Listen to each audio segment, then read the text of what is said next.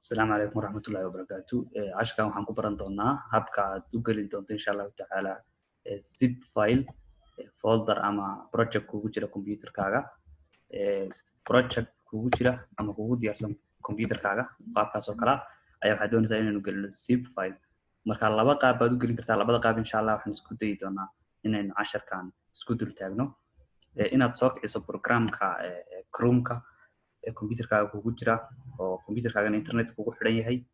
isla markaana aad ku qorto WinRAR halkan aad samayn kartaa free WinRAR for Windows 10 haddii aad Windows kala isticmaalaysan halkan ayaad uga sheegi doontaa marka WinRAR website-kooda waa kan website-kooda saxda ah ayaynu booqanaynaa insha Allah ka bacdi markuu sidaan kugu soo baxo WinRAR saad u jeedo halkan cagaarka ah buy WinRAR waa markaad iibsanayso sidoo kale file waxay leeyihiin free ah oo aad isticmaali karto kan ayaan doona xulanaynaa download WinRAR saad u jeedo waa kan halkan ayaad kusii dhufan doontaa insha Allah taala immediately wuxuu isku dayayaa inuu kugu download gareeyo computerkaaga kugu download gareeyo inta filekan uu inoo soo degayo waxaan ku tusi doonaa videoga qaybtiisan habka aad ugu shubanayso habka aad computerkaaga adigoon file la soo degin aad u xulan karto inaad WinRAR ka dhigto filekaaga marka filekaaga ayaad kor tegaysaa waxaana leedahay send it to comparison zip file folder marka qaabkan ayuu this specifically our project it is comparison zip folder cannot edit marka waa in meeshaan horta ay wax ku jiraan folder maran waxba kuma guri karno marka hadda note text ayaan dhex dhigayaa tijaabo ayaan leeyahay marka failashaan ayaan hadda rabnaa inaynu hadii aynu zip file ka dhigno send it to comparison file baan leenahay comparison zip folder marka saad u jeedo halkan ayuu inoo dhigay isagoo zipkii ku jira waa kan waxaan ku qoran project kanna waa iska dhigaysaa kan ayaana u diraysaa meeshaad rabto inaad dirto haddii milaayiin file ku jiraan waxa ay rafduud zipka ku jira ayuu ku noqonayaa marka waxaynu eegi doonaa kan inoo soo degay insha Allah taala kan isaga waxaad ku samaynaysaa يعني تبنو folder يمين هل كان يجيب إنه يلا كان سجوا تصوك إنسان سجى يعني حرانسا مركا داقد أنا يبوسك هيدون تيس يلا ده هاي أنا كمبيوتر كي يقول يقول لكن ما هم كتسدونا install أيات هذا إن شاء الله تعالى سيداس أيون كوسو بيردونا كمبيوتر كذا WinRAR ويا طبعا سيدا أيون نقول حرية مركان project كوشبتو هذا نقول حرية سجى right كل جيدا رانسا halkan ayuu wuxuu kugu soo biiri doonaa meel ay ku taalo add to archive halkan add to archive ayaa taabanaysaa marka daaqadan ayaa ku soo baxaysa daaqadan waa daaqada hadii goor laga maamulo WinRAR-ka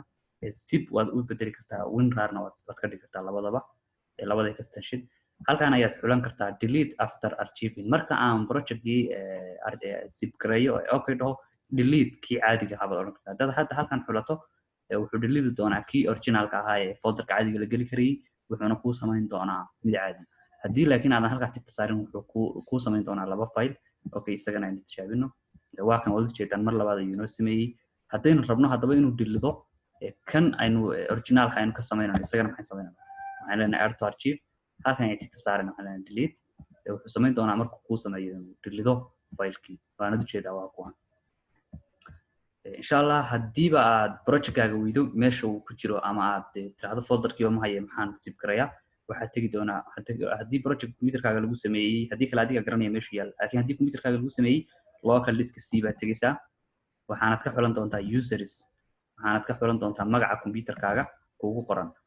waxaanad raadin doontaa source markaad file-kan timaado source markaad raadiso waxaad raadin doontaa repos-kan ayaad sii furi doontaa dhammaan project-yada aad ku samaysay VB net 2019 insha Allah halkan ayaad ka heli doontaa marka kadib ayaad xulanaysaa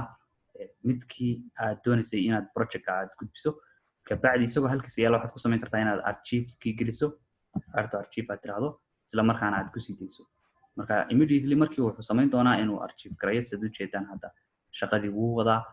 faylasheeda fara badan darteed waqti badan ay ku qaadanaysaa inuu maartay archive gareeyo marka uu dhameeyo ayuu waxaad halkan ka heli doontaa isla bartan adigoo ku jira waxaad ka heli doontaa file qaabkan u samaysan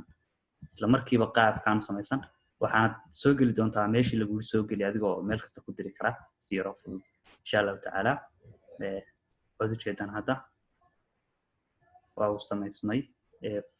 sideen caadiga ahayd baana aad usoo xulanaysaa markaad doonayso inuu ku zip garoobo marka haddaan hadda google-keeni boogano google-galaas gmail-ka baan kasoo galno gmail-keeni xulano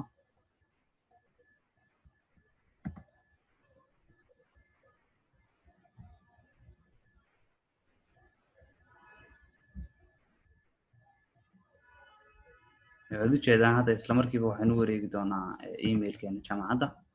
halkaasi aynu ka arki doono meesha laga upload garaynayo fileka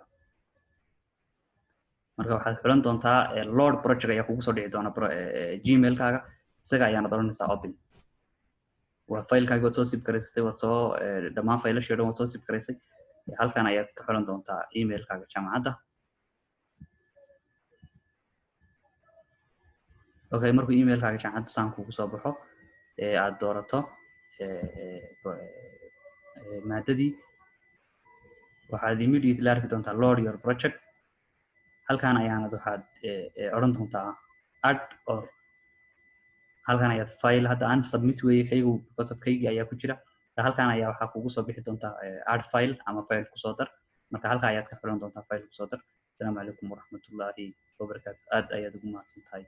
daawashadaada asalaamu calaykum waraxmatullaahi wabarakaatu